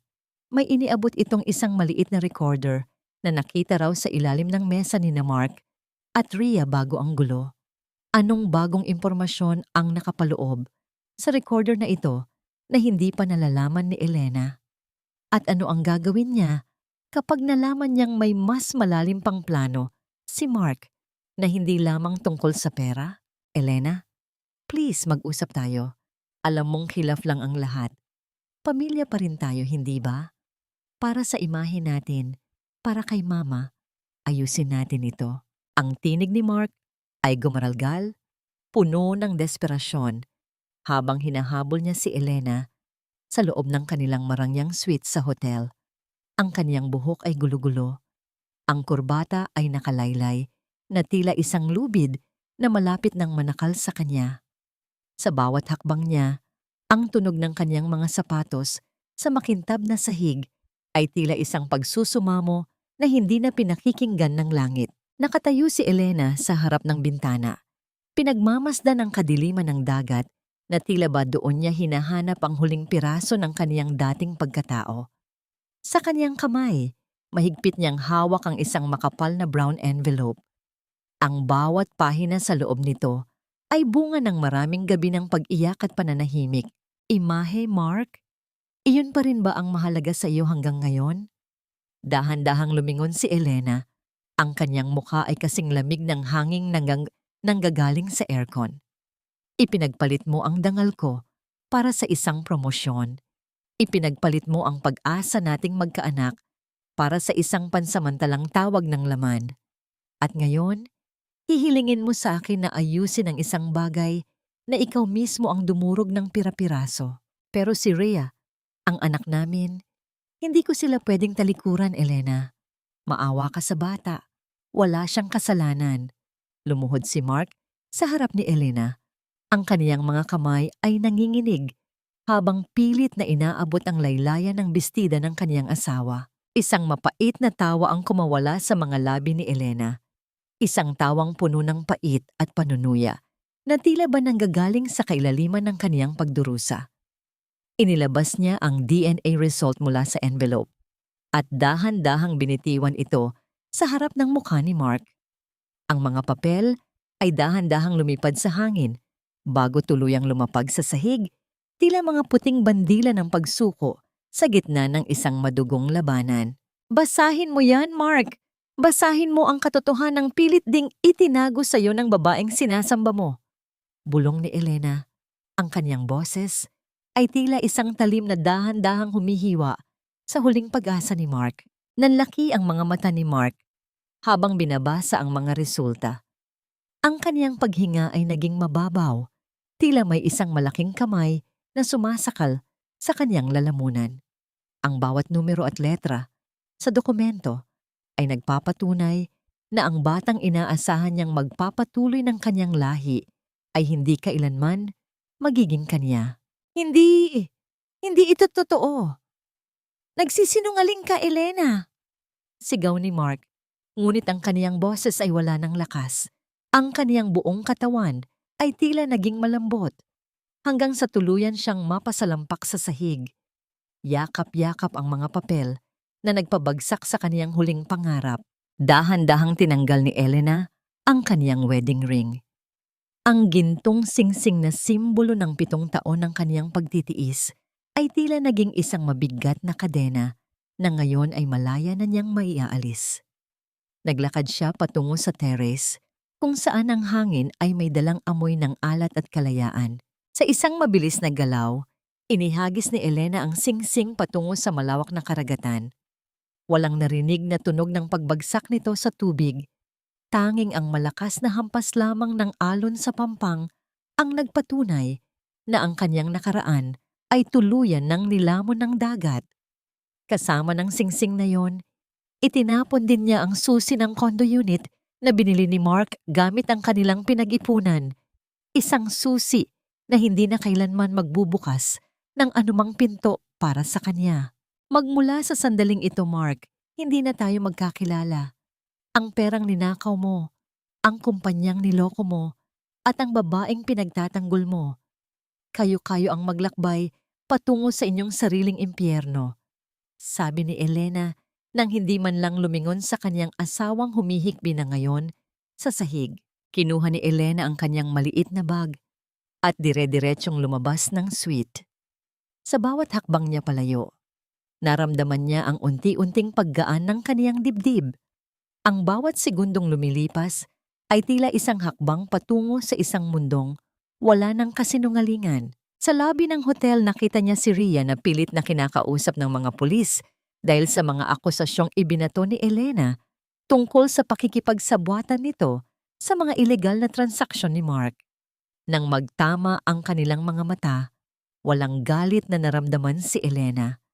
Tanging awa lamang para sa isang babaeng naging biktima rin ng sarili nitong kasakiman. Paglabas ni Elena sa main entrance ng hotel, tumambad sa kanya ang bukang liwayway. Ang langit ay unti-unti nang nagkukulay rosas at ginto. Isang hudyat ng pagtatapos ng mahaba at madilim na gabi sa Boracay. Sumakay siya sa naghihintay na sasakyan, hindi lumingon, at hinayaang ang alikabok ng kalsada ang maging huling alaala niya sa paraisong naging libingan ng kanyang mga pangarap. Ngunit habang papalayo ang sasakyan, isang pamilyar na kotse ang dumaan sa kanyang tabi. Isang kotseng pag-aari ng kumpanya ni Mark, ngunit hindi si Mark ang nagmamaneho. Sino ang taong ito na tila nagmamadaling makarating sa hotel at anong papel ang gagampanan niya sa huling yugto ng pagbagsak ni Mark De Vega? Ang pagbabalik sa Maynila ay hindi naging madali para kay Elena.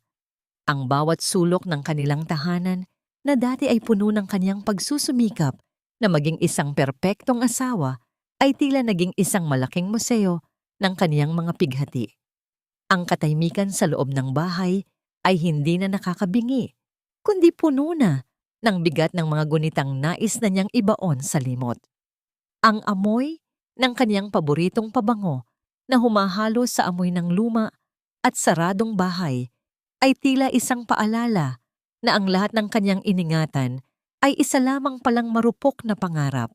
Nakatayo si Elena sa gitna ng sala, pinagmamasdan ang mga muebles na siya mismo ang pumili. Ang bawat detalye ay kaniyang pinag-isipan, ngunit ngayon, bawat isa sa mga ito ay tila mga saksi sa kaniyang pagkatalo. Gayunpaman, sa likod ng kaniyang mga matang pagod, may isang bagong ningning na nagsisimulang mabuo. Ang ningning ng isang babaeng handa nang bawiin ang kaniyang sarili. Sa sumunod na araw, nagtungo si Elena sa opisina ni Attorney Santos. Ang tunog ng pag-ikot ng electric fan sa kisame at ang kaluskos ng mga papel sa ibabaw ng mesa ay ang tanging ingay na namamayani sa loob ng silid. Inilatag ni Elena ang mga dokumentong nakuha niya mula sa Boracay at ang mga record ng bank transfer na kaniyang nakalap. Mrs. De Vega, sapat na ang mga ebidensyang ito para i-freeze ang inyong joint accounts. Ang mga dokumentong ito ng bribery sa kumpanya ni Mark ay magsisilbing malakas na bala para masiguro na hindi niya makukuha ang anumang bahagi ng inyong personal na ari-arian. Paliwanag ni Attorney Santos habang maingat na binabasa ang bawat pahina. Gawin niyo ang lahat, Attorney. Hindi ko na ito ginagawa para sa galit. Ginagawa ko ito para sa aking kapayapaan. Gusto kong bawiin ang bawat sentimo na kinuha niya sa akin para sa mga kasinungalingan niya. Ang boses ni Elena ay matatag, walang bakas ng pag-aalinlangan. Habang nasa gitna sila ng pag-uusap, nakatanggap si Elena ng isang balita. Ang video at mga ebidensyang kaniyang inilabas sa Boracay ay nakarating na sa Human Resources Department ng kumpanya ni Mark. Ang tunog ng pagpasok ng isang mensahe sa kaniyang cellphone ay tila isang hudyat ng katarungan. Si Mark ay formal nang tinanggal sa kaniyang posisyon dahil sa unethical conduct at sa paggamit ng pondo ng kumpanya para sa pansariling interes. Nang hapong iyon, habang nag-aayos si Elena ng kanyang mga personal na gamit sa bahay, narinig niya ang marahas na pagbukas ng pinto sa labas. Ang tunog ng mabibigat na hakbang ni Mark sa sahig ay nagpapahiwatig ng kaniyang nagngangalit na kalooban. Pumasok siya sa silid na gulo-gulo ang suot na polo. Ang kaniyang mukha ay mapula at puno ng pawis. Elena, masaya ka na ba? Wala na akong trabaho. Winasak mo ang lahat ng pinaghirapan ko. Sigaw ni Mark, ang kaniyang boses ay pumapaos sa galit. Akmang lalapit siya kay Elena, ngunit mabilis na humarang ang dalawang security personnel na kinuha ni Elena para magbantay sa kaniyang pag-alis. Tiningnan ni Elena ang lalaking dati niyang sinamba. Wala na siyang nararamdamang takot. Hindi ko winasak ang buhay mo, Mark. Ang sarili mong kasakiman ang gumawa niyan. Ang bawat piso na ninakaw mo sa akin, ang bawat gabing nagsinungaling ka, iyon ang sumira sa'yo. Ngayon, kailangan mong harapin ang dilim na ikaw mismo ang nagdisenyo. Sa gitna ng kanilang sagutan, isang tunog ng busina ng sasakyan ang narinig sa labas. Hindi iyon ang sasakyan ng mga pulis, kundi isang luma at itim na kotse. Lumabas ang isang lalaking may matalim na tingin, si Vince, ang tunay na ama ng batang dinadala ni Rhea. Narinig ni Elena ang malakas na boses ni Vince sa labas. Hinahanap si Rhea at nagbabantang hindi siya aalis hanggat hindi niya nakukuha ang kaniyang parte sa perang nakuha ni Rhea kay Mark. Ang mukha ni Mark ay biglang namutla. Ang takot na kaniyang nararamdaman ay hindi na lamang para sa kaniyang reputasyon, kundi para sa kaniyang kaligtasan. Ang kaniyang boses ay tila naging isang mahinang pagsusumamo. Elena, tulungan mo ako. Hindi ko alam na may kinalaman si Rhea sa mga taong ganyan. Hindi sumagot si Elena. Dahan-dahan niyang kinuha ang kaniyang huling maleta. Bawat damit, bawat alaala, na tunay na kanya ay maingat niyang inilagay sa loob. Ang tunog ng pagsasara ng zipper ng kaniyang bag ay tila isang pinal na tuldok sa kanyang 7 taon ng pagtitiis. Naglakad siya patungo sa pinto. Hindi man lang muling lumingon sa bahay na naging kulungan ng kaniyang mga pangarap. Sa bawat hakbang niya palabas, nararamdaman niya ang malamig na simoy ng hangin sa kaniyang mukha. Isang hanging may dalang pangako ng bagong simula. Aalis na ako, Mark. Ang bahay na ito ay sayo na. Kasama ng lahat ng mga multo at kasalanang iniwan mo rito. Huling sabi ni Elena bago tuluyang sumakay sa sasakyan. Habang papalayo ang sasakyan ni Elena, nakita niya sa side mirror ang imahe ni Mark na nakatayo sa tapat ng pinto, mag-isa, at tila nilalamon ng anino ng kaniyang sariling tahanan. Sa malayo, nakita rin niya ang pagdating ng mga pulis para sa isang investigasyon tungkol sa kaniyang mga transaksyon sa bangko. Nakahinga ng maluwag si Elena. Ang kaniyang puso ay hindi na nanginginig. Sa kaniyang kandungan, hawak niya ang isang lumang litrato, ang kaniyang larawan bago siya naging asawa ni Mark. Isang babaeng puno ng pangarap at may ngiting hindi pa nababahira ng pait. Ngunit bago pa man siya tuluyang makalayo, tumunog ang kaniyang cellphone. Isang hindi kilalang numero ang tumatawag. Sa kabilang linya, isang pamilyar na boses ang narinig niya. Isang boses na matagal na niyang hindi naririnig, ngunit kailanman ay hindi niya nakalimutan. Elena, alam kong mahaba ang pinagdaanan mo. Nandito na ako. Hindi mo na kailangang lumaban ng mag-isa. Sino ang taong ito na tila alam ang bawat sakit na pinagdaanan ni Elena? At paano nito mababago ang takbo ng kanyang muling pagbangon mula sa mga guho ng kanyang nakaraan? Ang malakas na pagtama ng kamao sa kahoy ng pintuan ay tila mga tunog ng hatol na matagal nang hinihintay ng langit. Sa loob ng madilim at magulong sala ng pamilya De Vega, nakaupo si Mark sa sahig. Napapalibutan ng mga walang lamang bote ng alak at mga lukot na dokumento. Ang kaniyang mga mata ay malalim ang pagkakalubog, walang kintab, at puno ng takot. Habang pinagmamasdan ang pagpasok ng mga alagad ng batas. Mark De Vega, mayroon kaming warrant para sa iyong pag-aresto dahil sa kasong qualified theft at estafa na isinampa ng iyong dating kumpanya. Ang boses ng opisyal ay malamig at formal na bumasag sa huling pag-asa ni Mark na makakatakas pa siya. Ang tunog ng paglak ng bakal na posas sa kanyang mga kamay ay tila isang pinal na hatol. Ang kanyang mga kamay ay nanginginig, hindi dahil sa lamig, kundi dahil sa katotohanang wala na siyang takasan. Habang inaalalayan siya palabas, nakita niya si Rhea sa labas ng gate. Bit-bit ang kaniyang mga maleta at umiiyak ng malakas. Ngunit ang kaniyang mga luha ay hindi na nagmula sa pagmamahal, kundi sa galit dahil pinalaya siya ng may-ari ng condo unit na kinuha na muli ng bangko dahil sa mga ilegal na dokumento. Mark, gawin mo ang paraan. Hindi mo ako pwedeng iwan ng ganito. Sigaw ni Rhea, ngunit bago pa man siya makalapit, hinarang siya ni Vince. Ang mukha ng tunay na ama ng kanyang dinadala ay puno ng pagbabanta. Ang mahigpit na pagkakahawak ni Vince sa braso ni Rhea ay nagpahiwatig na ang impyernong kanyang kinatatakutan ay nagsisimula pa lamang. Eksaktong sa sandaling iyon, dahan-dahang huminto ang isang puting sasakyan sa tapat ng bahay. Bumukas ang pinto At lumabas si Elena. Nakasuot siya ng isang simpleng asul na dress, ang kanyang buhok ay maayos na nakapusod, at ang kanyang mukha ay may bakas ng kapayapaang matagal nang nawala. Wala nang galit sa kanyang mga mata, wala na ring pait. Tanging ang malalim na katahimikan ng isang babaeng nakalaya na sa kanyang mga tanikala. Naglakad si Elena nang dahan-dahan patungo kay Mark. Ang tunog ng kanyang mga takong sa semento ay tila isang maingat na martsa ng katarungan. Nang magtapat sila, tumigil si Elena. Tumingala si Mark sa kanya. Ang kanyang mga labi ay nanginginig sa pagsusumamo.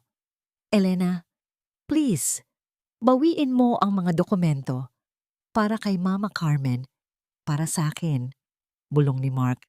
Ang kanyang boses ay tila isang mahinang pagaspas ng hangin. Tinitigan siya ni Elena ng diretsyo. Sa loob ng 7 taon, ang lalaking ito ang kanyang mundo. Ngunit ngayon, nakikita na lamang niya ay isang estrangherong nilamon ng sarili niyang dumi.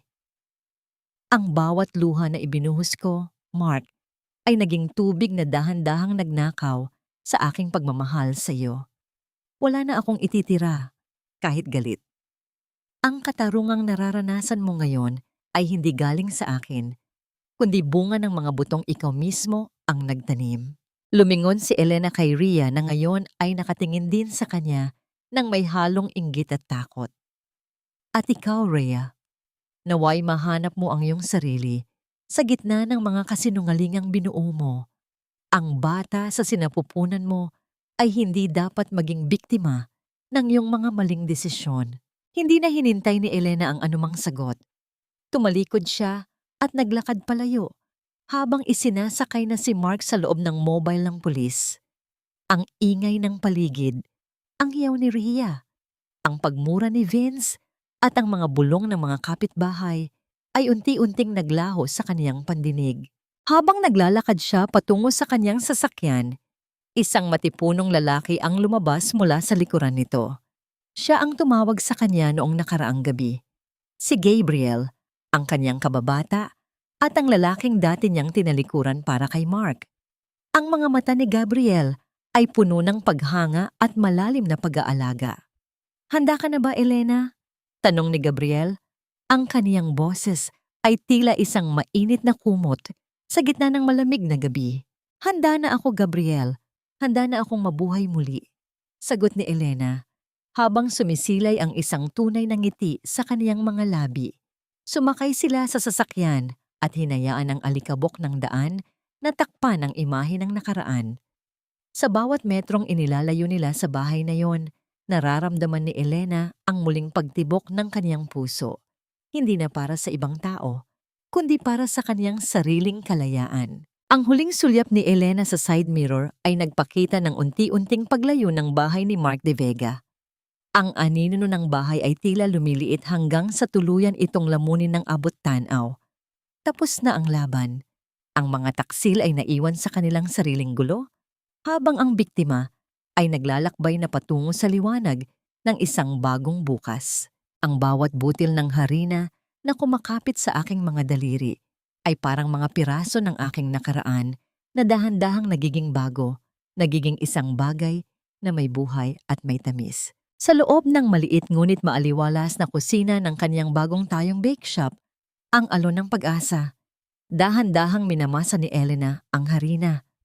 Ang bawat tulak at hila ng kanyang mga palad sa malambot na masa ay tila isang therapy, isang paraan ng paglalabas ng lahat ng natitirang bigat sa kanyang dibdib. Ang halimuyak ng bagong lutong pandesal at ensaymada ay bumabalot sa hangin. Nilulunod ang anumang bakas ng amoy ng luma at mapanglaw na bahay na kaniyang iniwan. Wala na ang kaba sa bawat tunog ng notification sa kaniyang cellphone. Wala na ang pagmamanman sa bawat galaw ng kaniyang asawa.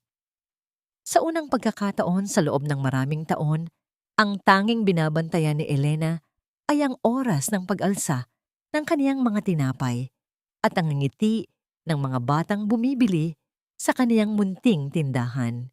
Ang malambing na tunog ng kampanilya sa itaas ng pinto ay naghudyat ng pagdating ng isang panauhin. Hindi na kailangang lumingon ni Elena para malaman kung sino ito. Ang pamilyar na amoy ng preskong hangin at ang mabigat ngunit banayad na hakbang sa sahig ay sapat na para malaman niyang si Gabriel ang dumating. Ang aga mo yata ngayon, Gabriel. Hindi pa tapos ang special bibingka na pinapareserba mo. Nakangiting bati ni Elena habang pinupunasan ang kanyang mga kamay sa kanyang malinis na puting apron. Ayos lang, Elena. Mas gusto ko ngang panoorin ka habang nagtatrabaho. You look so peaceful. Tila ba nakahanap ka na ng sarili mong paraiso rito? Sagot ni Gabriel, ang kaniyang mga mata ay puno ng paghanga at pag-aalaga. Umupo siya sa isa sa mga kahoy na upuan. Pinagmamasdan ang bawat kilos ni Elena na puno ng sining at dedikasyon. Masarap palang mabuhay ng walang itinatago, Gabriel. Masarap palang huminga nang hindi mo kailangang isipin kung may saksak ba sa likod mo pagtalikod mo. Bulong ni Elena. Ang kanyang boses ay tila isang banayad na kumpas ng biolin. Sa gitna ng kanilang pag-uusap, dumaan sa telebisyon sa sulok ng bake shop ang isang balita. Ang mukha ni Mark De Vega ay muling lumitaw, ngunit hindi na bilang isang matagumpay na manager. Nakasuot siya ng kulay kahel na uniforme ng bilanggo, nakayuko, at pilit na umiiwas sa mga kamera habang inililipat sa isang provincial jail para sa kaniyang mga kaso ng estafa at pagnanakaw.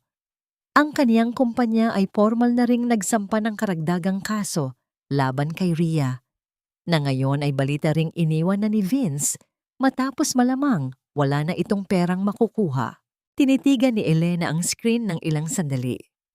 Walang pait na gumuhit sa kaniyang mukha, walang galit. Tanging ang malalim na buntong hininga ng isang taong tapos na sa kaniyang tungkulin sa hustisya. Pinatay niya ang telebisyon, piniling ang katahimikan at ang amoy ng kaniyang tinapay ang mamayani sa silid. Nabalitaan ko rin kay Lola Amparo, maayos na raw ang kaniyang kalagayan sa probinsya. Sabi niya, ang susi raw na ibinigay niya sa iyo ang naging daan para mabuksan ang pintuan ng katarungan para sa aming pamilya. Sabi ni Gabriel habang iniaabot ang isang maliit na buke ng mga sariwang bulaklak kay Elena. Nang hapong iyon, matapos isara ang bake shop, naglakad si Elena patungo sa dalampasigan na hindi kalayuan sa kanyang bagong tahanan. Ang langit ay unti-unti nang nagkukulay lila at ginto, ang paborito niyang oras ng araw. Pinanood niya ang paghampas ng mga alon sa pampang. Ang bawat bula ng tubig ay tila mga alaala na dumarating at dahan-dahang naglalaho sa buhanginan. Inilabas ni Elena mula sa kaniyang bulsa ang isang maliit na piraso ng papel, ang huling sulat na ipinadala ni Mark mula sa loob ng kulungan, humihingi ng tawad at pagkakataon.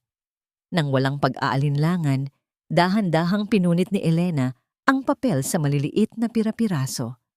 Hinayaan niyang tangay ng hangin ang bawat hibla nito patungo sa malawak na dagat.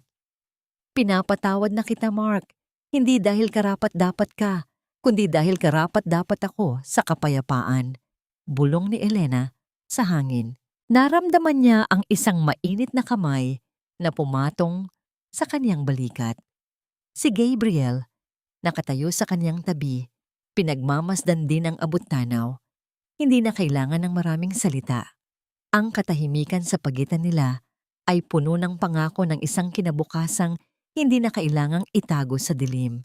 Habang ang araw ay tuluyan ng nagtatago sa likod ng karagatan, ang bawat hampas ng alon ay tila naging isang kanta ng tagumpay.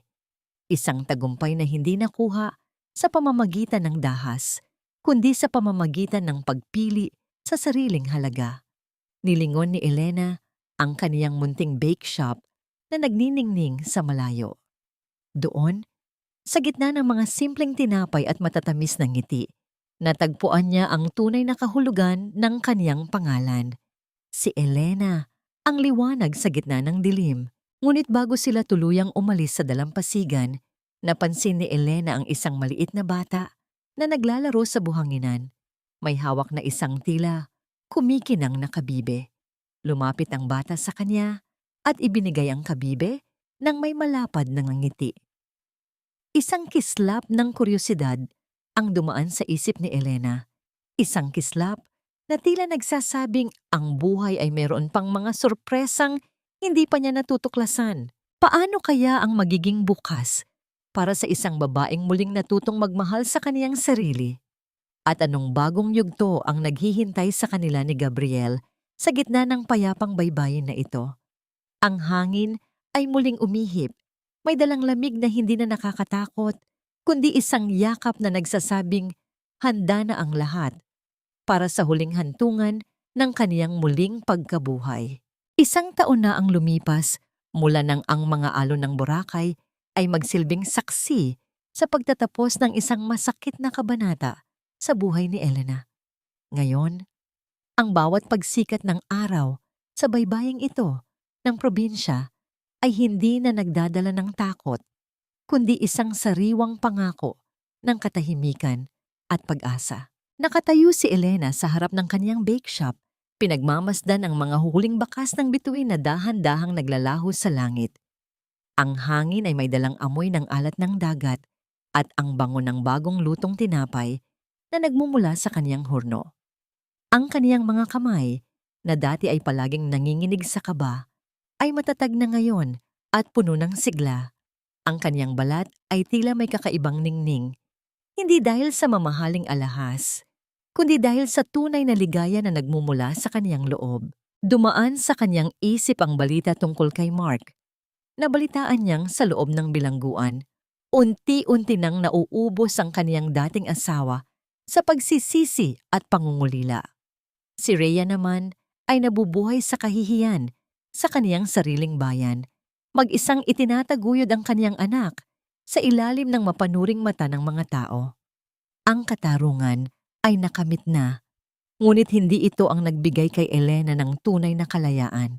Pinapatawad ko na sila, bulong ni Elena sa hangin habang pinapanood ang unang sikat ng araw sa abot tanaw. Ang kanyang patawad ay hindi dahil karapat-dapat ang mga ito, kundi dahil ayaw na niyang hayaan ang kanilang mga anino na manirahan sa kanyang puso. Ang pagpapatawad ay ang kanyang huling regalo sa kanyang sarili, ang huling susi na nagbukas sa kanyang tunay na kalayaan. Wala na ang galit, wala na ang pait. Tanging ang malalim na pasasalamat sa mga aral ng nakaraan ang natira. Isang marahang haplos sa kanyang balikat ang nagpabalik sa kanya sa kasalukuyan. Si Gabriel, bitbit ang isang baso ng mainit na kape, ay nakatayo sa kanyang tabi. Ang kanyang ngiti ay sapat na para sabihing hindi na kailangan ni Elena na muling lumaban ng mag-isa. You look so beautiful this morning, Elena. Handa ka na ba para sa ating bagong araw? Tanong ni Gabriel sa isang boses na puno ng paggalang at pagmamahal. Handa na ako, Gabriel. Higit pa sa handa. Sagot ni Elena habang sumasandal sa balikat ng lalaki. Ang buhay ni Elena ay naging isang buhay na patotoo na ang pagkawasak ay hindi ang katapusan. Ang bawat pira-pirasong bahagi ng kaniyang nadurog na puso ay kaniyang pinulot at binuo muli, na naging mas matibay at mas maganda kaysa dati. Natutunan niyang ang tunay na pag-ibig ay hindi dapat humihingi ng lahat ng iyong pagkatao hanggang sa wala nang matira sa iyo. Ang tunay na pag-ibig ay ang pagrespeto sa sarili at ang lakas na tumayo muli matapos ang isang matinding bagyo. Ang tunog ng mga alon na humahampas sa pampang ay tila isang malumanay na kanta na nagpapaalala sa lahat na laging may pag-asa pagkatapos ng dilim. Ang paraisong hinahanap ni Elena ay hindi pala matatagpuan sa Boracay o sa anumang mamahaling lugar. Ang paraiso ay nasa loob ng kaniyang sariling kaluluwa, sa sandaling natutunan niyang mahalin muli ang kaniyang sarili. Habang ang araw ay tuluyan ng sumisikat, ang anino ng kanyang nakaraan ay tuluyan ng naglaho. Nakatayo si Elena sa harap ng kanyang munting tindahan, handang tanggapin ang bawat bagong mukha na darating, bitbit ang kanyang mga tinapay at ang kanyang kwento. Isang kwento ng isang babaeng namatay sa gitna ng kataksilan, ngunit muling nabuhay sa gitna ng kanyang sariling katapangan. Sa bawat hakbang niya patungo sa loob ng kaniyang kusina, nararamdaman niya ang kagaanan ng kaniyang bawat hininga. Ang bawat tibok ng kaniyang puso ay isang awit ng tagumpay. Tapos na ang gabi. Dumating na ang kaniyang bukang liwayway.